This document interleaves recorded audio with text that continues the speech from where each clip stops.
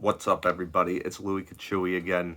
Another day of overtime, another broken back, another bucket of tears, and another full wallet.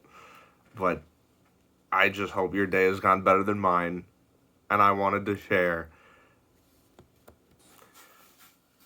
So, two people I know and grew up with back in my childhood slash, no, not child, like teen years, acquaintances of mine, if you would, had found themselves in legal tough times. And I just wanted to take this moment to just be really grateful for all the people that are still around right now and out enjoying their lives with us, and not being there myself, not seeing people I love and care about there.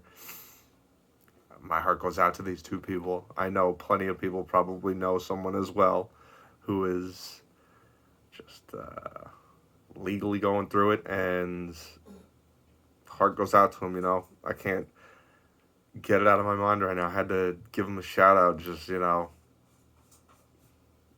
ouch. Hearts with you. What do they say? Thoughts and prayers. That always does the trick. That'll help. So yeah, I just wanted to get that across. I hope everybody has a wonderful rest of your evening, day, night, week, and I will see you in the next one. Adios.